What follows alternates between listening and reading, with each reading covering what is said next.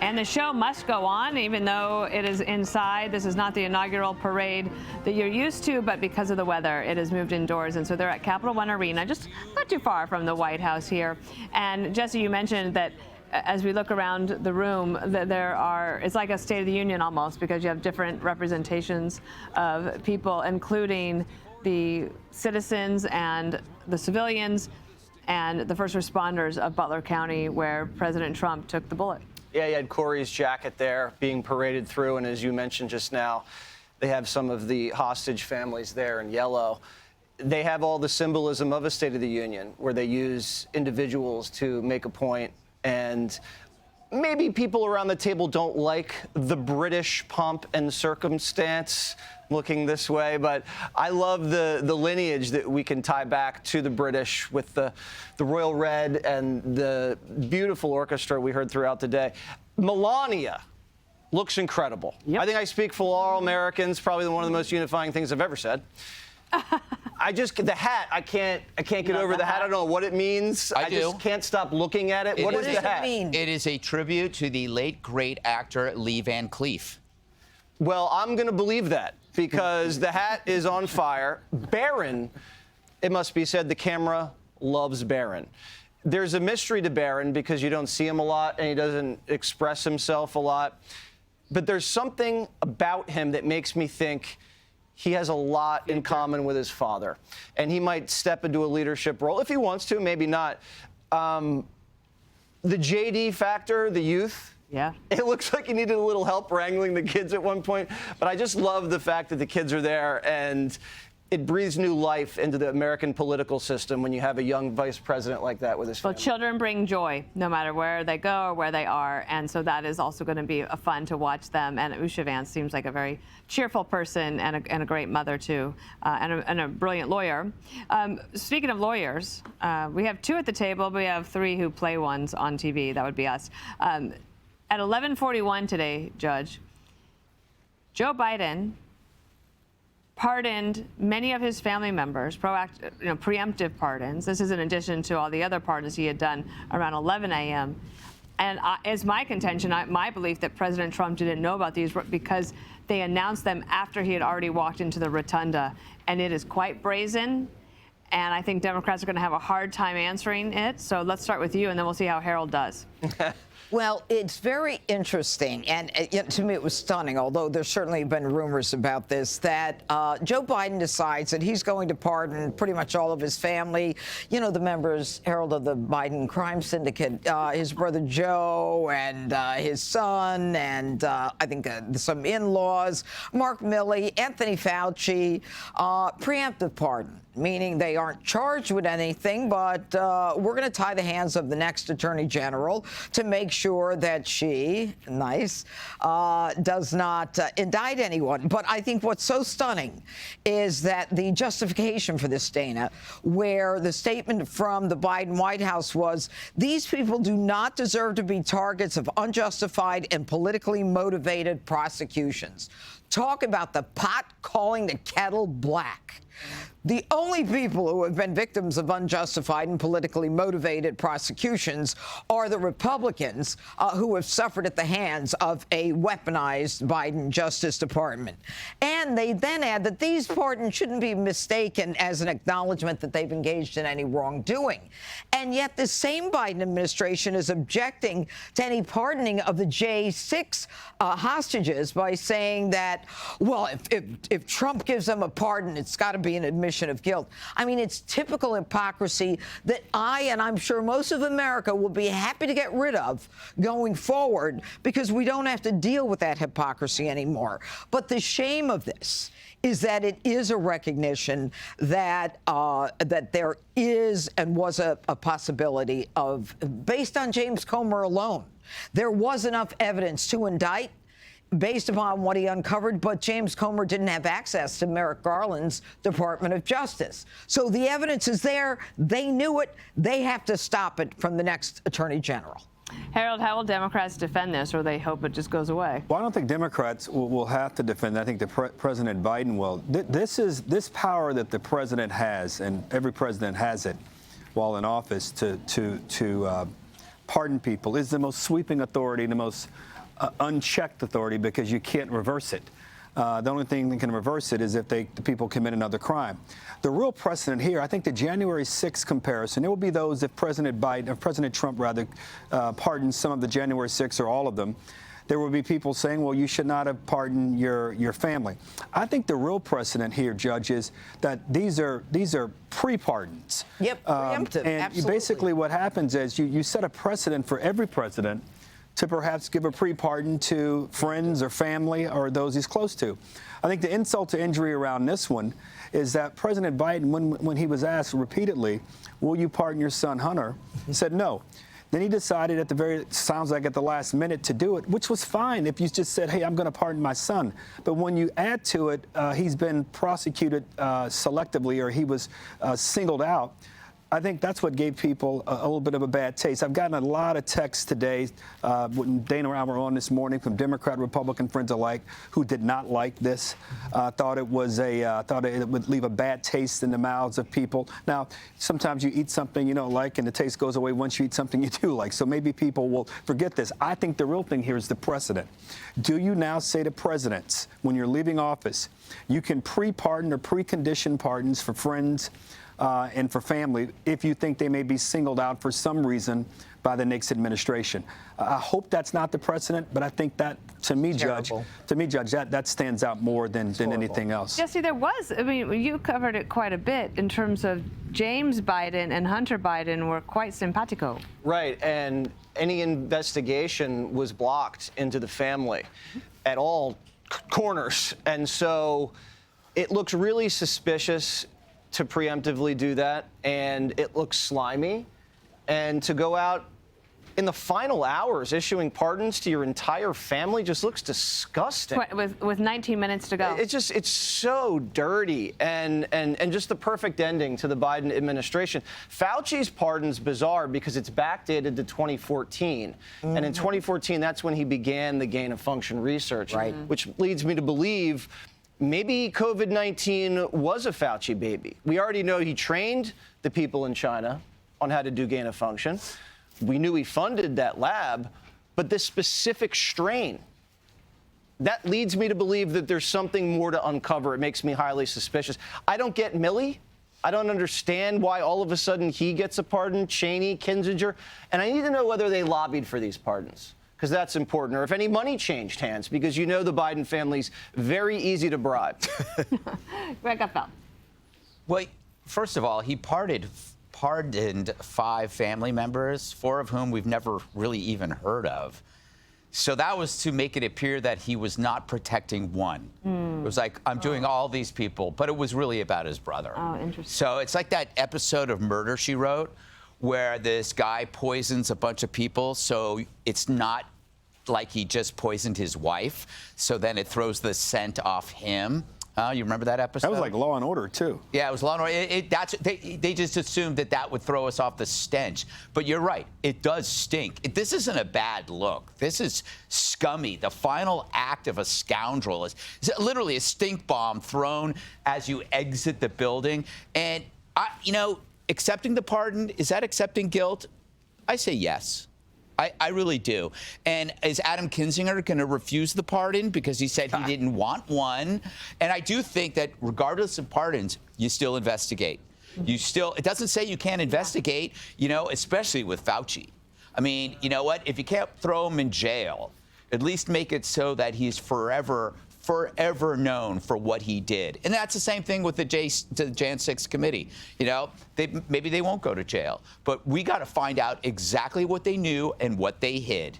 So Rand Paul could bring Fauci in. Yeah, yeah. And he has to talk, right? Yeah. He has to talk. Yes. And he has no reason not to. He's pardoned. Right. Yeah, there's no fifth anymore. Right. We want to also talk about the fact that Donald Trump, there you see him there with J.D. Vance, and I believe that's his J.D. Vance's oldest son, who is trying really hard.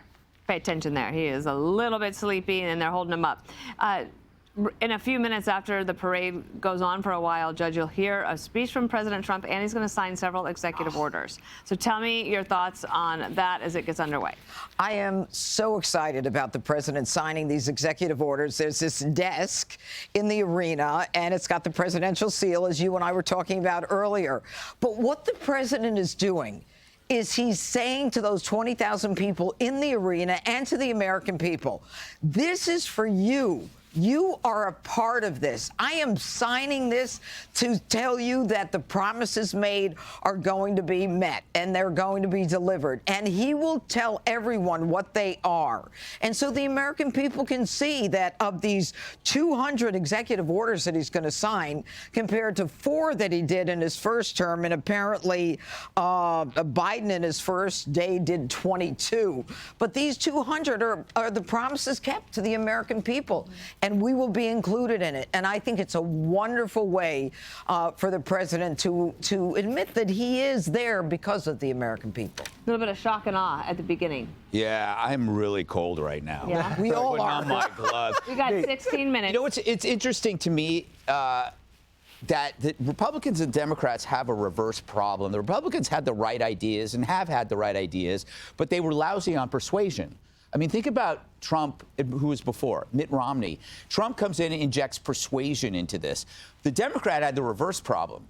They have toxic ideas, but their persuasion was powerful. Their persuasion was, if you come out against these ideas, you will be considered a racist, a homophobe, whatever. So it was the fear of cancellation. That was their persuasion. Now that the Republicans have discovered persuasion through Trump with clear, concise ideas, hard work, achievement, a return to law and order, all of these things, you're left with the Democrats being exposed as empty vessels.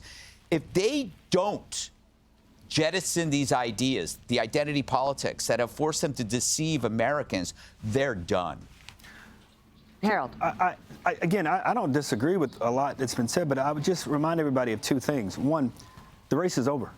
President Trump is now the president of the United States. He's now sworn in as the 47th president. I do find it interesting, Judge, that he's going to sign these orders today. I hope I agree with some, if not all of them. But if we're going to talk about admissions, and I think one can make a credible argument that a pardon is an admission to something. When you have the majority in the House, even though a narrow one, and you have the majority in the Senate by 3 votes, you normally sign executive orders when you can't get something through Congress. So I know the president knows, and his White House counsel and everyone in that White House knows, that the last things you do as president are passed by the House and the Senate and signed by the president. That's one of the reasons this TikTok thing is so interesting, because it was passed by the House, passed by the Senate, signed by the then president, former president now, and then ratified by SCOTUS. So I'm looking forward to the stuff on energy. I think the energy stuff is most interesting because I think it can help unleash more growth and lower prices, and the president has made clear he wants to make things more affordable. On a very personal note, I want to congratulate my friends at the Capital One Arena, Raul Fernandez and Ted Leonis. You guys did one heck of a job adjusting so quickly to be able to allow, as Greg said so well, to let people walk in a circle there and have a They had a parade for the hockey president. match there on Saturday night. They certainly They did. moved it all around. They certainly did. Congratulations to those guys. I mean, I don't know. Not a tennis match. It's just a hockey game. Hockey but game. That's okay, Dana. They You had played a a round great of hockey. analogy They last played a week round of with hockey. Barry Sanders. So That'll do me for a while. Playing with house money. Some of these executive orders, I don't know if we've even talked about it. He yanked the security clearances of these 51 I know. intel officials Yeah, that's a who great lied one. about the laptop, and that's the lifeblood of how they make money in the private sector. Right. The in-person work is back. They're going to have to come into the workplace now. Ending DEI, and to Greg's point, Republicans, besides the persuasion thing, there's no fear of being called racist, a bigot.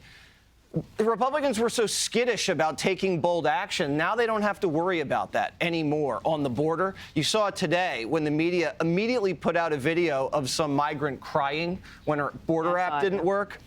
That's not going to move the needle anymore. Right. Some of these executive orders on the border are going to take immediate action. Catch and release, gone. Remain in Mexico, immediately enacted. That's going to have a very, very quick result. Wind leases. So people at the Jersey Shore, we were dying for President Trump to kill those wind farms because they were just destroying the environment, killing whales. The fishermen hated it. All of the tourists and the homeowners hated it.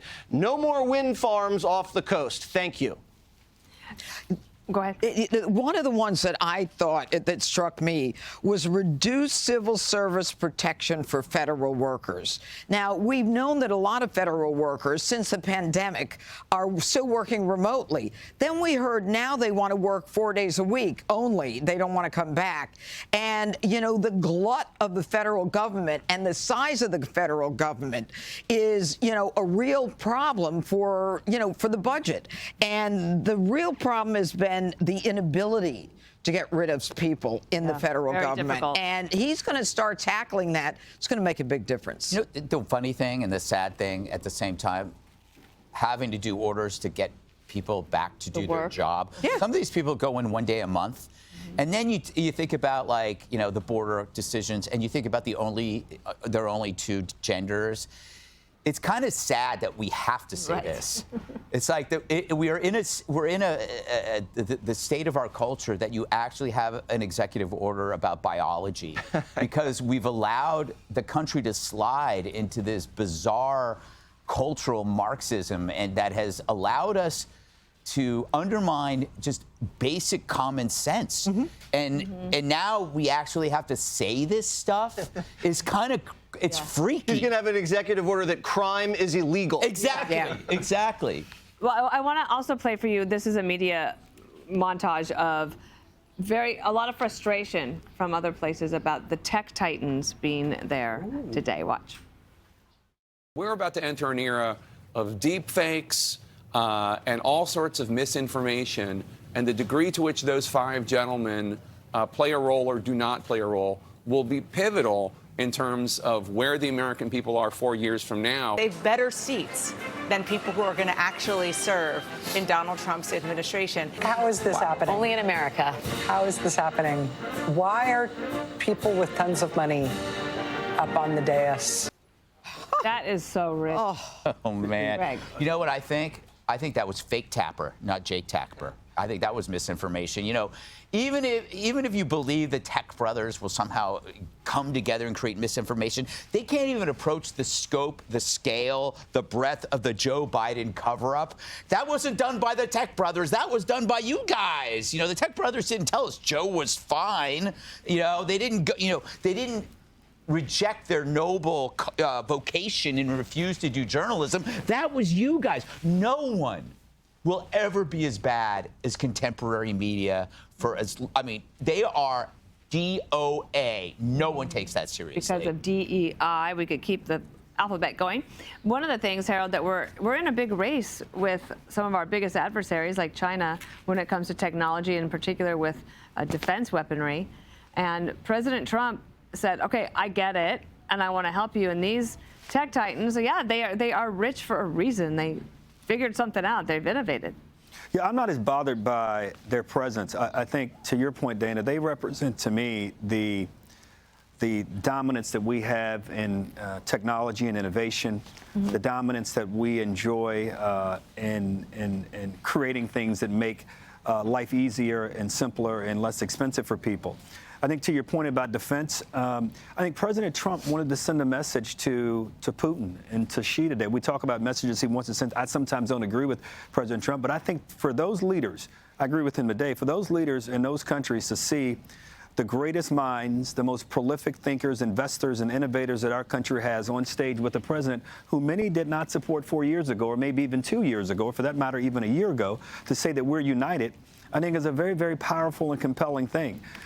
Now, there will be differences between those guys as time goes on. I understand, I think, what some of our colleagues at other networks were saying, but to see this kind of leadership and to see this kind of projection of leadership, long as it's done responsibly and accountably and powerfully, this is a wonderful thing for the country. When you consider the kind of defense buildup we're going to have to do in the next 4 years, the kinds of things we'll have to invest in to make life better for every American, to make life more accessible, good things in life more accessible. So I was pleased by this today more than I was bothered. Judge. You know, I think that when you look at all of them, you know, you've got Musk and Bezos and Cook. And by the way, they were situated with the family, with the Trump family. I mean, they were in a very important place there. But maybe they all just believe in free speech too. And I understand things are transactional, but they didn't want to be subjected to this, to the heavy hand that if you don't do what we tell you to do, that you're going to be subject to an SEC investigation or some investigation. And maybe they believe that Donald Trump is part of a new golden era in America, that the animal spirits are up, and that they're going to make more money. It can be as simple as, it's not negative the way these people on the left are making it.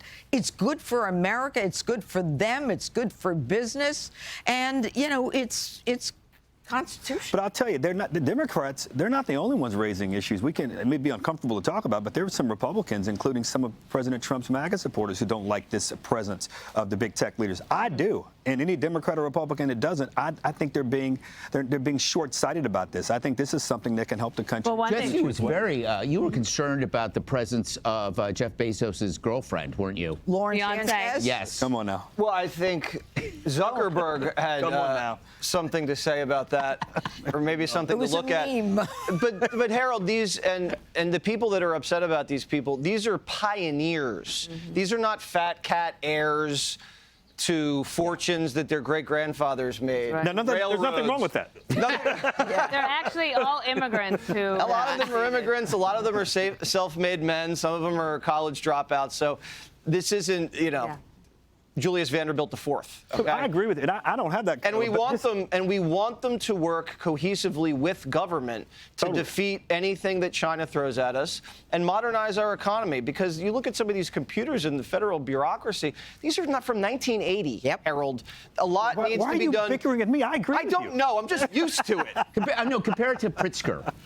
Right. Penny Well, Pritzker. the other thing is that's very exciting, I think, is that you have, because of Elon Musk and Vivek Ramaswamy in particular, and I would say Pete Hegseth, you have young Americans who are now saying, sign me up. I want to work for the government. And they're some of the smartest Americans that we have. Nobody wanted to work for the government before.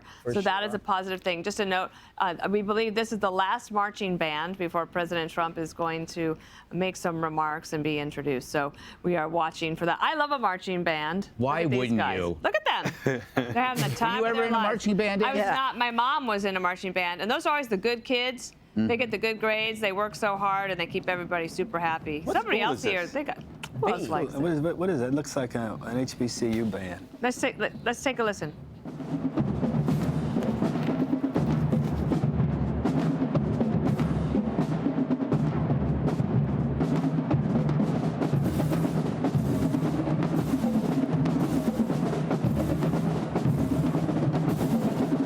Click here to subscribe to the Fox News YouTube page to catch our hottest interviews and most compelling analysis.